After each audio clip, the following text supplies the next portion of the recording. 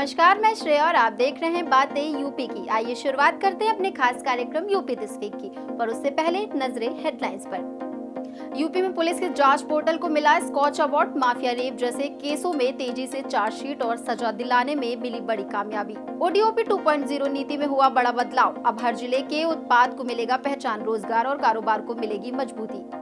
वाहन चोरी पर लगेगा हाईटेक ब्रेक। नोएडा के वैज्ञानिकों की तकनीक को मिला पेटेंट। वायरलेस सिस्टम से होगी ट्रैकिंग आसान। फल पकाने में पादप हार्मोन की अहम भूमिका। फसाई ने खतरनाक रसायनों पर लगाई रोक। अब एथिलीन से होगा सुरक्षित पकाव। उत्तर प्रदेश में जीरो पॉवर्टी कार्यक्रम की हुई शुरुआत। बाबा साहेब के नाम पर चलेगा अभियान। 14 लाख से ज्यादा वंचित परिवार होंगे लाभान्वित। इंडिया स्किल्स रिपोर्ट 2025 में यूपी टॉप पर। स्किल्स और रोजगार में उत्तर प्रदेश ने मारी बाजी। देश भर में बना नंबर 1 राज्य। प्रधानमंत्री सूक्ष्म खाद्य उद्योग उन्नयन योजना में उत्तर प्रदेश सबसे आगे। बजट और ऋण वितरण में दिखाया अच्छा प्रदर्शन। और अब खबरें विस्तार से। उत्तर प्रदेश पुलिस की तकनीकी सेवा इकाई द्वारा विकसित जांच अभियोजन एवं दोष सिद्धि पोर्टल को स्कॉच पुरस्कार से सम्मानित किया गया है। ये पोर्टल गंभीर अपराधों जैसे माफिया, पॉक्सो और बलात्कार के मामलों की जांच में मदद करता है। इससे समय पर चार्जशीट दाखिल होती है और दोषियों को जल्दी सजा मिलती है। अब तक इससे 85,000 लोगों को सजा दिलाई गई है और 40,000 से ज्यादा पुराने केस निपटाए गए हैं। स्कॉच अवार्ड अच्छे सरकारी और तकनीकी काम के लिए दिया जाता है। ये यूपी पुलिस की बड़ी सफलता है। उत्तर प्रदेश सरकार ने वित्तीय वर्ष 2025 से 26 के लिए ओडीओपी यानी वन डिस्ट्रिक्ट वन प्रोडक्ट नीति का नया रूप प्रस्तुत किया है। इस योजना के तहत अब प्रत्येक जिले के उत्पाद को ब्रांडिंग, पैकेजिंग और मार्केटिंग के माध्यम से बढ़ावा दिया जाएगा, जिससे इन उत्पादों की पहचान राष्ट्रीय और अंतर्राष्ट्रीय स्तर पर बढ़ेगी। इसके अलावा स्वरोजगार और उद्यमिता को बढ़ावा देने के लिए कौशल विकास, टूल किट वितरण और प्रशिक्षण के लिए एक डिजिटल पोर्टल की सुविधा भी दी जाएगी। योजना के अंतर्गत पहले चरण के सफल उद्यमियों को दूसरे लोन की सुविधा दी जाएगी, जिससे उनका व्यवसाय अगले स्तर तक पहुंचेगा।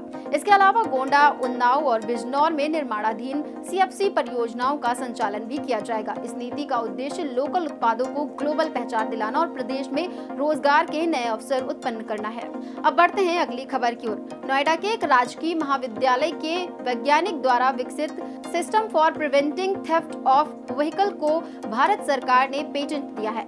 ये प्रणाली वाहन के चेसिस, इंजन और नंबर प्लेट में वायरलेस चिप्स लगाकर चोरी की पहचान और ट्रैकिंग में मदद करती है। ये सिस्टम फास्टैग रीडर की तरह काम करता है और पुलिस को चोरी हुए वाहनों का पता लगाने में सहयोग करता है। एनसीआरबी के अनुसार दिल्ली सबसे अधिक वाहन चोरी वाला क्षेत्र है। ऐसे में ये तकनीक बेहद उपयोगी साबित हो सकती है। फल विकास की प्रक्रिया 3 चरणों फल सेट, वृद्धि और परिपक्वता में होती है, जिसमें पादप हार्मोन मुख्य भूमिका निभाते हैं। पकने के बाद फल स्वादिष्ट बनता है और बीज फैलाने में मदद करता है। कृत्रिम पकाने के लिए पहले कैल्शियम कार्बाइड जैसे हानिकारक रसायन का उपयोग होता था, जो अब फसाई द्वारा प्रतिबंधित है। इसकी जगह अब एथिलीन गैस यानी 100 ppm तक एथिफॉन और 3 जैसे सुरक्षित और नियंत्रित तरीके अपनाए जा रहे हैं, जो फलों को स्वास्थ्य के लिए सुरक्षित रखते हुए प्राकृतिक तरीके से पकाने में मदद करते हैं। इसी के साथ अब बढ़ते हैं अगली खबर की ओर। उत्तर प्रदेश सरकार ने जीरो पॉवर्टी कार्यक्रम की घोषणा की है, जिसका उद्देश्य ये सुनिश्चित करना है कि कोई भी व्यक्ति मूलभूत सुविधाओं से वंचित न रहे। इस कार्यक्रम का नाम डॉक्टर भीमराव अंबेडकर के नाम पर रखा गया है। पहले चरण में 14 से 15 लाख परिवारों को शामिल किया जाएगा। चयनित गरीब परिवारों को आवास, शौचालय, बिजली, गैस, आयुष्मान कार्ड, पेंशन जैसी सभी सरकारी योजनाओं से जोड़ा जाएगा। मुसहर, थारू, कोल, सहरिया जैसे वंचित समुदायों को प्राथमिकता दी जाएगी। ये योजना सामाजिक न्याय और समावेशी विकास की दिशा में महत्वपूर्ण कदम है। इंडिया स्किल्स रिपोर्ट 2025 के अनुसार उत्तर प्रदेश ने गणितीय दक्षता, कंप्यूटर स्किल्स और क्रिटिकल थिंकिंग जैसे क्षेत्रों में देश भर में पहला स्थान प्राप्त किया है। 80% युवा इन क्षेत्रों में दक्ष पाए गए। रोजगार संसाधनों की उपलब्धता में 18 से 25 आयु वर्ग में यूपी पहले और 26 से 29 में तीसरे स्थान पर रहा।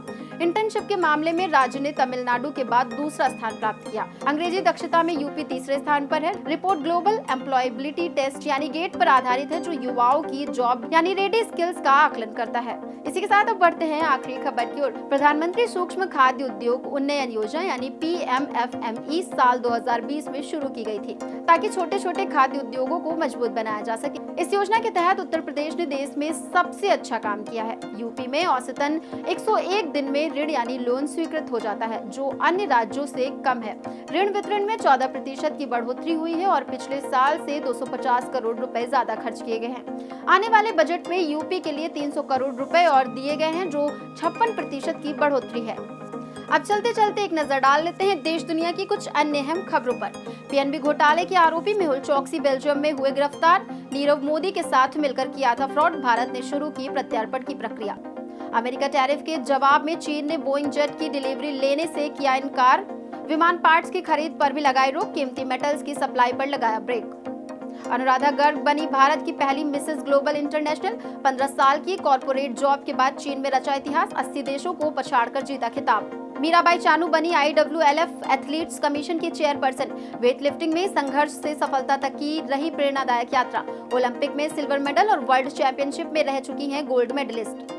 भारत को मिला नया CJI, जस्टिस BR गवाई बनेंगे देश के 52वें मुख्य न्यायाधीश। अनुसूचित जाति से होंगे दूसरे CJI, 14 मई से संभालेंगे पदभार। आज के कार्यक्रम में बस इतना ही। कार्यक्रम में दी गई जानकारी आपको कैसी लगी, कमेंट करके जरूर बताइएगा।